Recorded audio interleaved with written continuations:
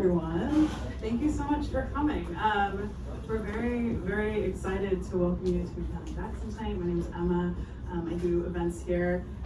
We're really stoked about this book, so thank you all for joining us. I'm going to give you a couple housekeeping notes, which is that number one, if you bought a book or the voucher, those are available for pickup at the front register. There will also be copies of the book available for purchase afterwards, so if you don't already have one, go get one. We're going to do a signing after the conversation, which will be downstairs in the bar. What else? Oh, Q&A at the end also, so if any questions come to mind. I know obviously it's pub week, so a lot of you have not read it, but those who have, maybe no spoilers, but still interesting questions. If you can, thread that needle. And yeah, okay, I'm gonna read some bios as intro. David Connor studied at Pomona College and the California Institute of the Arts, where he was the recipient of the William H. Tomlinson Endowed Scholarship. Oh God, the Sun Goes is his first novel. Tonight he's joined in conversation with Helena Deland, who is a Canadian singer-songwriter and musician hailing from Montreal, Quebec. Deland first gained recognition for her 2016 debut EP, Drawing Room, which was followed by a string of critically acclaimed releases, including the series Altogether Unaccompanied and her debut album, Someone New. Please join me in welcoming them. Thank you so much.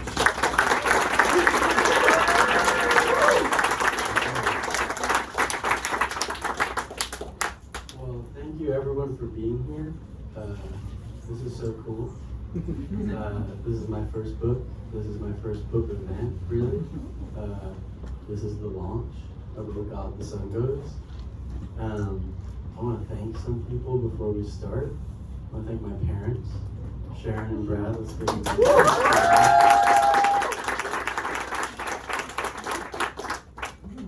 want to thank Helena Deland for joining me all the way from Montreal for this. I want to thank my publisher, Melville House, Sammy Sontag, Mike Lindgren, for letting this book be what it is, which is a strange book. Sorry to hear that. Yeah. I want to thank the Raji for being here, the legendary musician, multi-instrumentalist. Also, here, the Raji's lyrics are the epigraph of the book. All of a Sudden, Who's in Love, these are songs that I love and found their way into the book, and I'm really grateful for it. Thank you. Yeah. A little louder. Okay, thank you. I want to thank Emma Watry and McNally Jackson for putting this together for a first-time author in what is my favorite bookstore in the city I grew up in. So thank you, Emma and McNally Jackson. Haley, for being so supportive and bringing out so many of her friends tonight. Thank you. So yeah, I'll read a bit from the book. I don't like long readings. It might just go 7 minutes. I'll read an excerpt, part of a chapter, and then we'll talk about it, and we might play some songs after, and the rest will be history. We'll mingle downstairs. I'll sign books. Yeah, so as background for this chapter, is that loud enough? Is that okay? Okay. As background for this chapter, so the premise of the book is the son has gone missing. And it's been missing for a month. And a lost soul thinks he'll find it in Arizona for some reason. And he becomes aware of this doctor named Dr. Higley, who's an expert on the sun. And Dr. Higley lives in a town called Sun City, Arizona, which is a real town in Arizona. And so the chapter picks up in Sun City. And I guess another sort of important detail is the sun has gone missing, but it's kind of been replaced by this hyper bright absence. And so let's read it from chapter 3, Sun City, Arizona.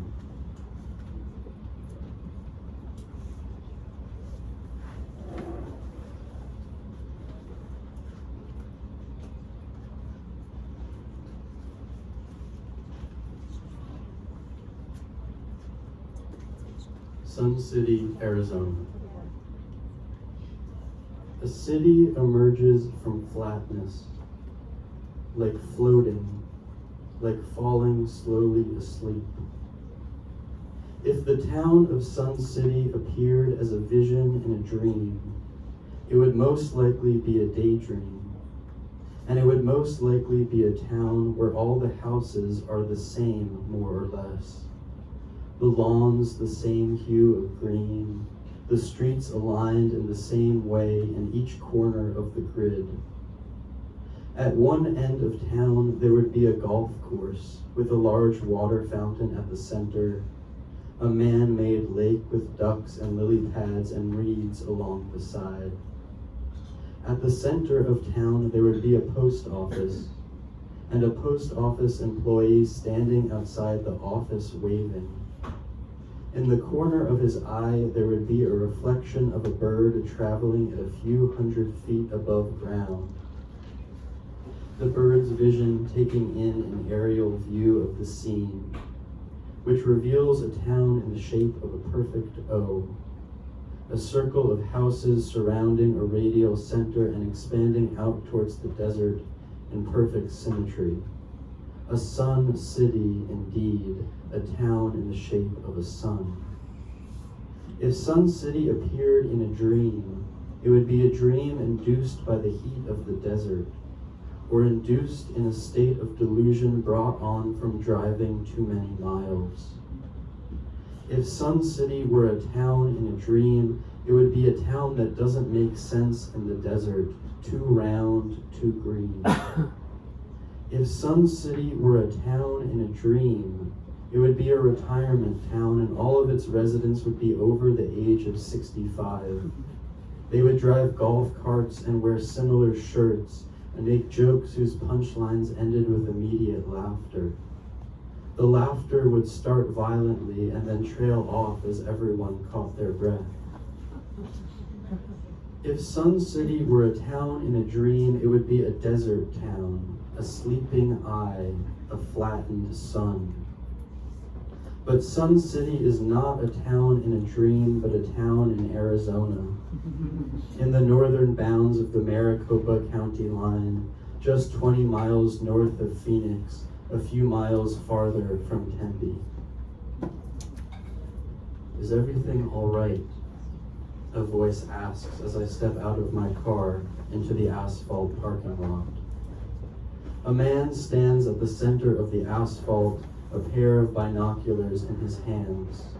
He's an older man, a resident of Sun City. Is everything all right? He asks again, setting the binoculars to his side. The man is heavy-set, blue-eyed, reddish face. On his shirt, he has a tag that reads parking lot attendant. I'm all right, I say, gathering to my feet.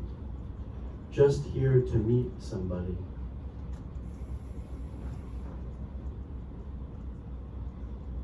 Who's that? Says the man, stepping closer. I'm looking for the sun, I say. I'm here to see Dr. Higley. It becomes clear that the man is a longtime resident of Sun City, a volunteer at the Visitors Center. He pauses for a minute and his face becomes redder. Higley, says the man. Higley. That's right, I say. I believe he lives here. Well, this is a retirement town, says the man, looking straight at me, then blinking. We've got over 20,000 residents here. I look around. Higley, repeats the man, adjusting the tag on his shirt. It's a collared shirt, color of mud. He ruffles it. You know what, he says. That name sounds familiar. Let me run inside and check. The man turns around and disappears through a pair of double doors, visitor center. A moment later, he comes back with a note in his hand. I forgot to, my grandma Ruth is here. Can we give her a round of applause?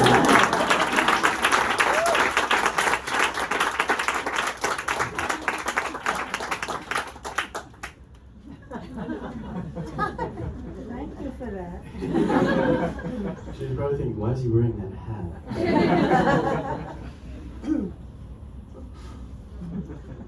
The man turns around and disappears through a pair of double doors, visitor center. A moment later, he comes back with a note in his hand.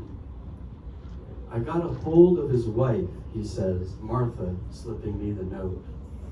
14073 Oakmont Drive. That's the address. And so you know they're not expecting you for a few hours. That's what I thought, I say. Thank you.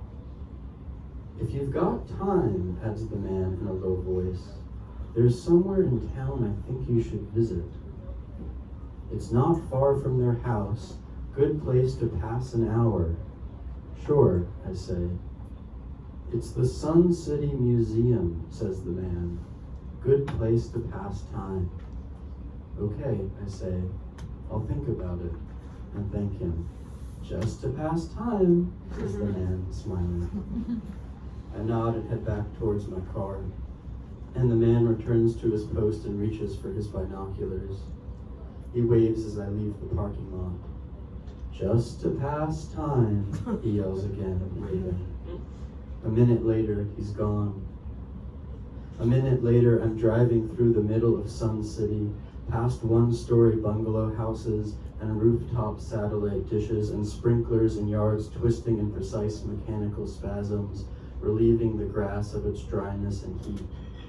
Must be the hour for that, because the sprinklers are moving at a fairly quick pace, turning each yard into a color of green that doesn't belong in the desert. After some driving, a yard appears up ahead with a sign in the front reading Sun City Museum. So I pull over the car and step outside. I think I'll stop there.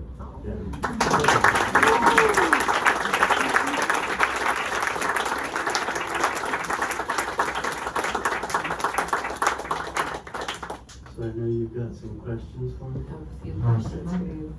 Congratulations. How you feeling? Great. Okay. So the book is very interwoven with a lot of neuroscience, which I know you studied for a while. And I was wondering whether while you were studying it, you knew that it would serve a fictional narrative at some point, or... Yeah. Well, my plan was always to write the great neuroscience fiction novel. Here it is. That was my plan. My plan was to become a doctor writer. I was gonna go to school for writing, and then I was gonna become my undergrad was in neuroscience. I was essentially pre-med. I just had to take a couple more classes. And then, yeah, when I got to, I went to grad school for writing, and when I got there, every shit sort of hit the fan.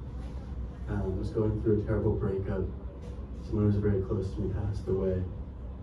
And it was very hard to write, let alone do anything for a long time. Certainly the way I'd been doing it. I sort of had written with the intention of maybe being impressive or good or clever, or writing the great neuroscience novel. And that way of writing or being just didn't make sense anymore. And then I remember I went home to New York and stayed with my parents for a bit. And I took a bath, they went to bed, and the words of a poem just sort of appeared to me. And that was the first sort of like language that felt like writing that had appeared since my friend died. And two of those words in that poem were, "Oh God." And there was something about words as exclamation, as sound, as something visceral and guttural that felt like a place to write from after that. And that's sort of where this book came from.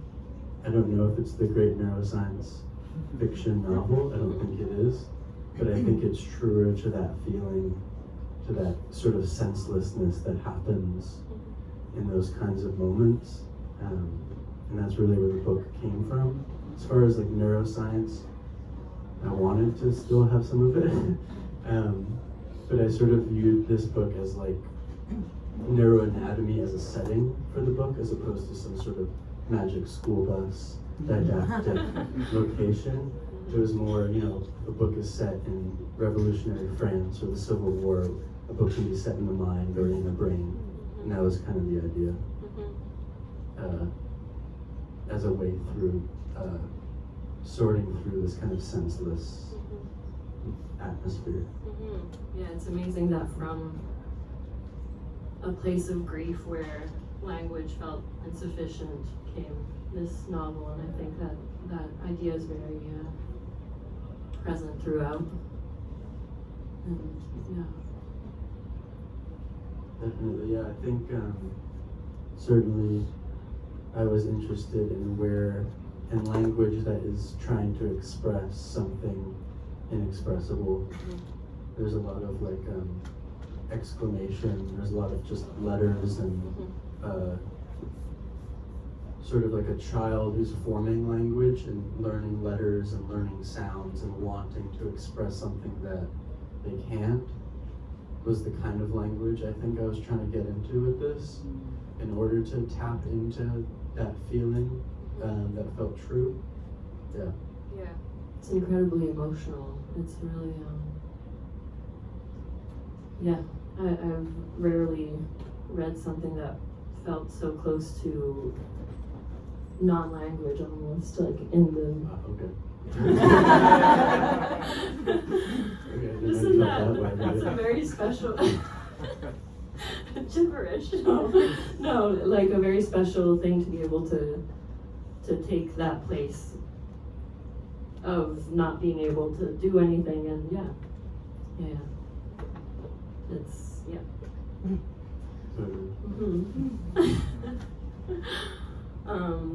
I wonder, there's a lot of going, there's a lot of traveling in the book.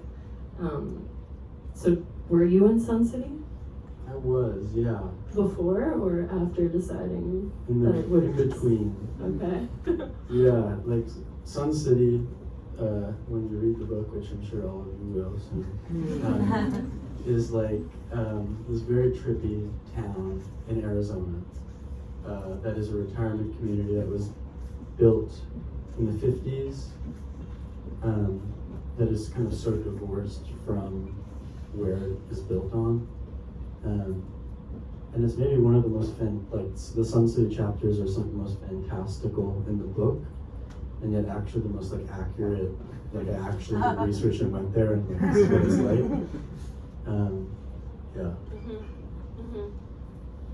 What about Phoenix, which is kind of a place where everything tips in the narrative? Yeah.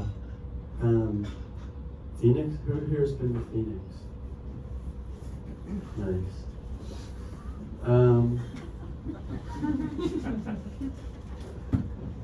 Yeah, I mean, it's funny. I don't have great associations with Phoenix. I remember crying into a bowl of soup in Phoenix. And it's, for me, there's something wild about this kind of beautiful myth of the Phoenix, and that being the name of this city, which for me feels so dead. But I don't want to shit on Phoenix. Yeah, I was interested in the mythology of birth out of death, and that certainly plays into the book. And then how Phoenix, like the narrator, without giving away, we're doing a good job of not giving away spoilers. Yeah. How Phoenix, like the narrator, is experiencing this sort of fissure from the past. There's this amnesia, this kind of traumatic rupture that has created a kind of amnesia in which the narrator has forgotten some sort of traumatic past. And that feels true to Phoenix as this American city that, with its very name, calls to what came before it, but is so divorced from the violence of what came before it and the removal of indigenous people, and that feels true for like real estate development in the Southwest in general. There's this kind of myth of the past. There's the Sun City Museum, but it kind of stops at a certain point. And so I was interested in both the narrator's like pathology and that sort of being mirrored by this world brain that the narrator is moving through. Yeah, and that is itself an amnesiac. Yeah. Yeah. Yeah, there's a beautiful integrated land acknowledgement in that chapter, which recounts the tale, the Hohokam tale of the sun that's in the middle of a labyrinth, and at the end of the individual's life. Yeah. I mean, in doing research for the book, I read a bit about like the mythology of the area, and the literal history of the area, and the name of the people who were there, which is the Hohokam, were there for many years, and then their descendants are the Autumn, and a myth that they like share and is on their insignia is the kind of what translates to the man in the maze, which is this idea that at the end of one's life, one travels through a maze in which one recalls their regrets, their accomplishments in life, and are ultimately greeted at the center of the maze by the sun god who welcomes them into the next world. And yeah, I wanted to include that in the book. Writing a book about Arizona and about this region, I wanted to point to that history and that myth in a way that didn't feel like hollow, but felt grounded in that place. Yeah. I think I have time for one last question. Fair enough. There's a lot of music in the book. I'm curious about the order of writing it in. Lyrics are transposed through prose, and it feels like for the character, music really is a vehicle that's like that holds clues and maybe clarity. Yeah. Well, I mean, the book starts with the lyric, "Something is not the same, something is different." Raji. And I think the narrator, the protagonist, is so kind of divorced from himself and from what's going on internally that the lyrics kind of serve as this clue for the reader of what's going on, even if the narrator himself can't express it. And I think the book itself is lyrical. I think it's attempting to express something through sound better than it can through narrative or sense making, despite being a novel, and despite having the structure of a novel in some way. But yeah, I mean, I just like love these songs and love these lyrics, and it was like kind of unfair to the musicians to just take them and put them in the book, but something I'm very grateful for.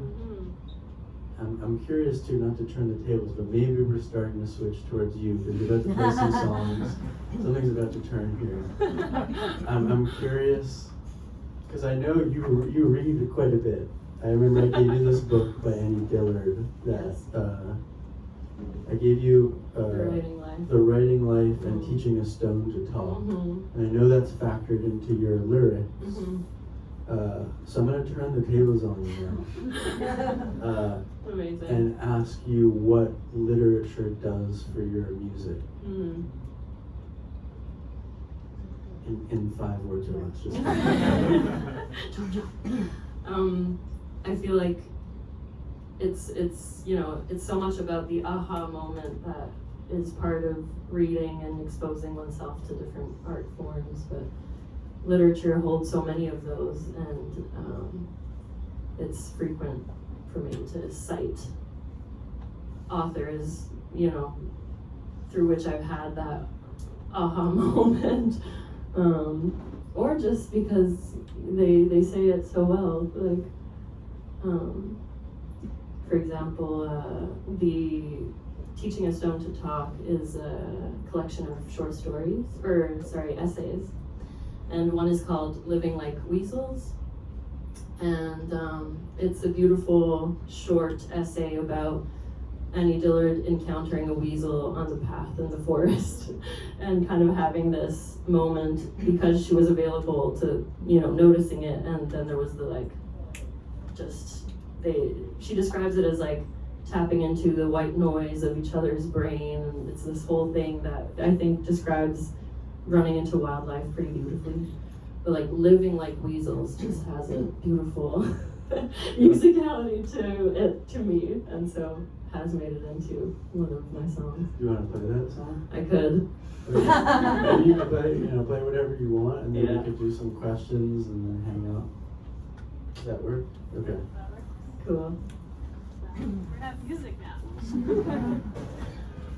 David and I lived together during the pandemic. We were roommates, and since we've both hosted readings, and where David insists on there also being music, which I think is an amazing decision. Very honored to have the opportunity to play for you. Talk amongst yourselves for like 1 minute.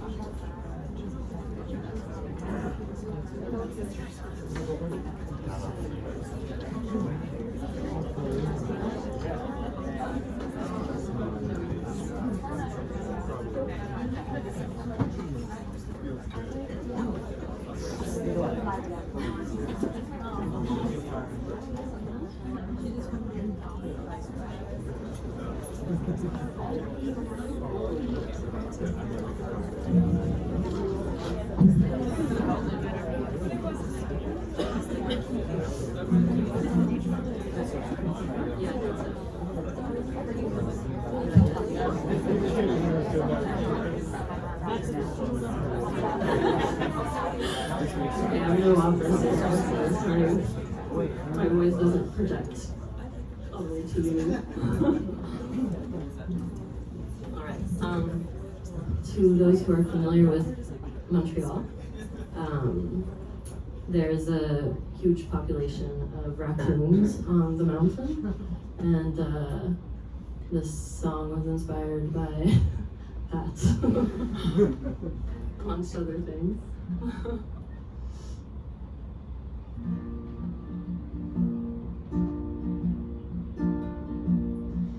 We went up the mountain last Friday night.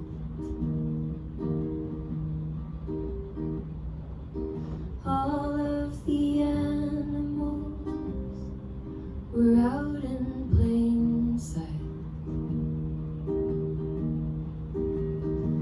They didn't bid us to follow them. They didn't hiss us away. No to us, my love. They had nothing to say. And while you saw the tremor and you saw the wings, you saw the glistening white teeth, I was busy with things in my mind.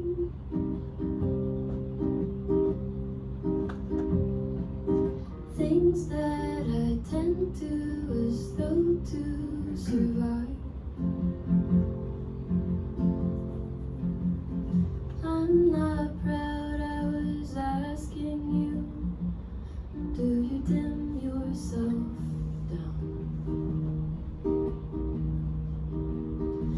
you say terrible things about me when I'm not around? You sweep a hand through the clearing, say, can't you see? There ain't anything threatening you here, least of all me. Put your life on the easel there, right next to mine. We ain't living like weasels, we don't have the time, never will.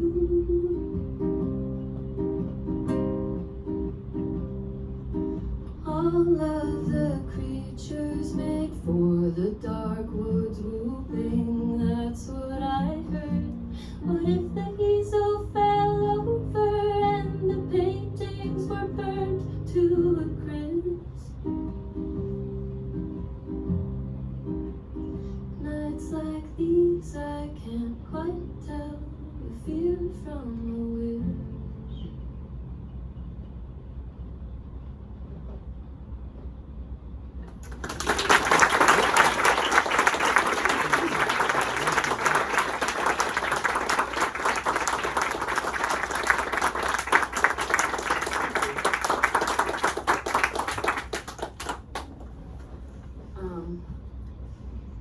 One more. Well, yeah. Whatever you want. Okay.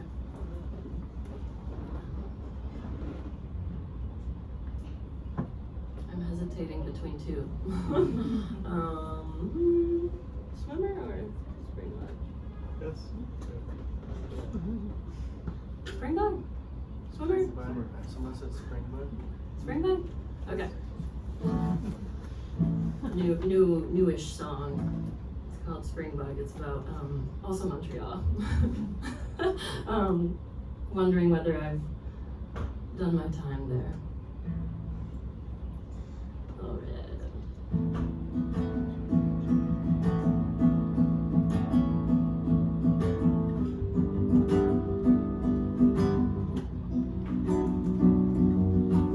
Bitten by a spring bug, it gets me every time.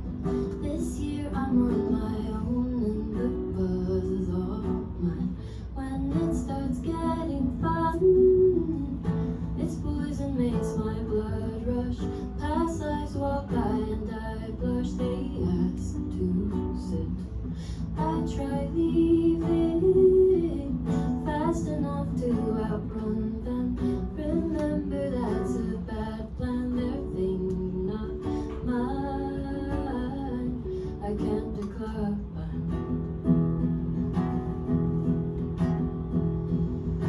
Stay just a little longer so that I can end. Oh. Whoops. That was the subtlest mistake. Stay just a little longer, don't be none the wiser. Hey, as long as you don't keep me up at night, it's easy, you can have them all.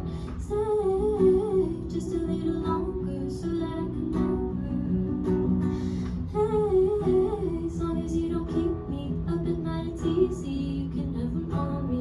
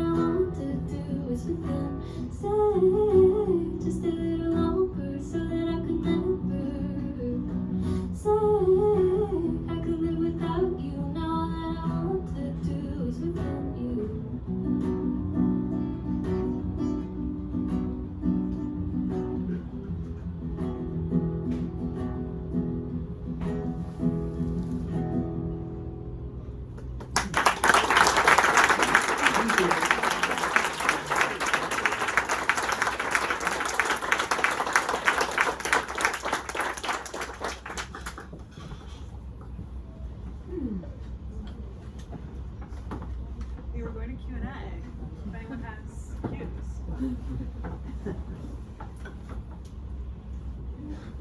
We'll add this.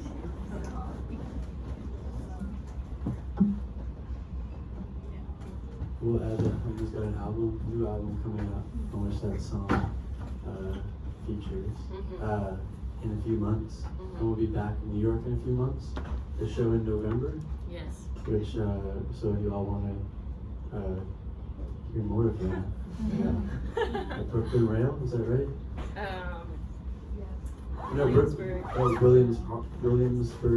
of Music? Hall of Music? Music. Hall of Music.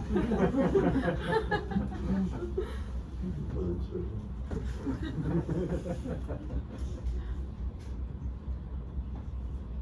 You talked about writing and focusing less on writing and sort of trying to be clever. And I wonder, like, how do you write something that presumably is good enough to be published? Haven't read it yet, but it seems very intriguing. Without trying to be clever. Like, that seems like the ultimate, like, oh, I didn't know I was pretty. You know, like, how do you how do you do that, right?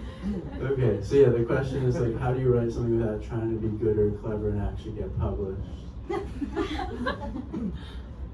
Good question. I think, I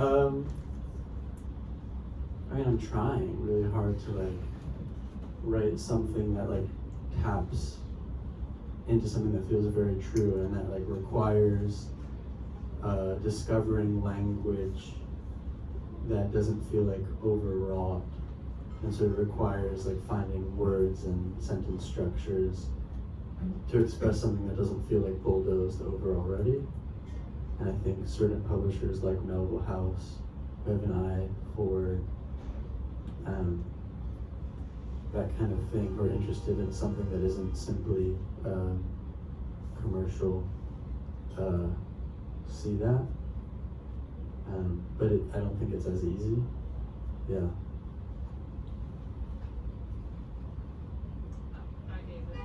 What up?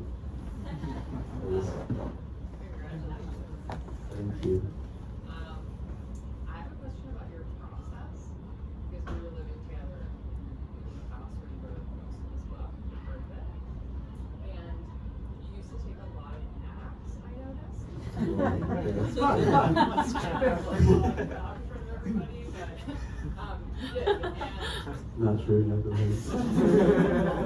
but I was wondering, since the book is so dreamy, like, I was wondering if that was an integral part of your process, or, you know, being in that liminal, like, state between being awake and being asleep. The book really reads like that, and I was wondering if like, your actual dreams, or, like, being in more of, like, a relaxed, receptive state was critical to your process. Okay, so Liz wants to know if all my naps and dreaming like affected the writing. Yeah, totally. I wrote the whole, I mean, I basically wrote the whole book in my sleep. Or more so like, I feel like most of the writing happened, like some certain chapters in the book, if you get to the second diner chapter, that was a dream, and then I woke up and wrote it, and it pretty much didn't change. And I think I'm such a kind of anxious, neurotic person sometimes that being in that state where inhibitions are down, whether that's like early in the morning or late at night, I find that helpful for like tapping into something that is a bit more free. And I wanted to write in that space. And so, all that napping went to good use.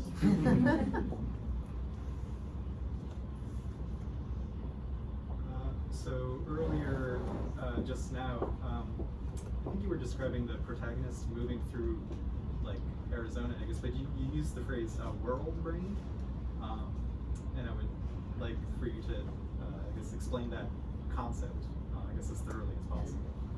So the question is, the protagonist moves through a world brain. I think maybe the term in the book is like brainscape. Okay. But I guess I wanted to get some of that neuroanatomy in there. I've always been interested in consciousness and the way that the mind works and the way the mind can get disrupted by certain situations. I didn't want to fall down the magic school bus route. Not that, I mean, I love magic school bus, but I didn't want them to shrink and get in a brain. I wanted to figure out something that would be interesting, which I thought in the book, when you read it, as a bit of a spoiler, but is the sort of hazy distance between the physical world and the internal world of a mind or a brain. And the brain is a physical world, and the world is full of dreams. And so I was interested more in complicating that division than in trying to take a scientific approach to the brain and explain it. I was more interested in a brainscape, which implies space to move through.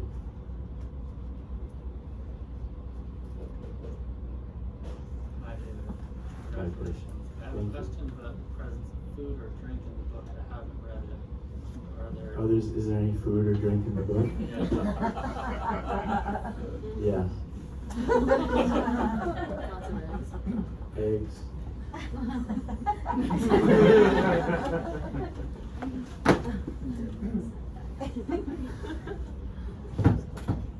Hey, one more special question?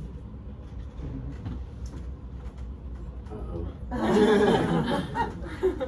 Do you have a particular favorite part for you of your novel?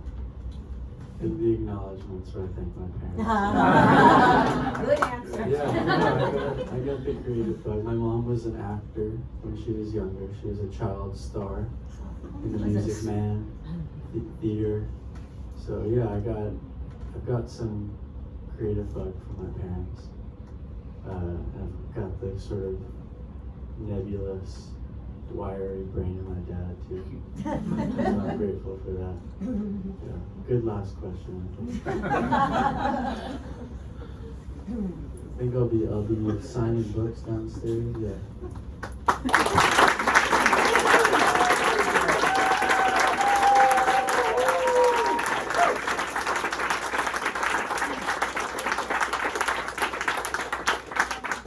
Thank you all so much for coming. Again, there are copies of the book available for purchase at the front register if you have not already, and then David will be downstairs signing very shortly. Thank you all for coming. Thank you. And congratulations. Thank you.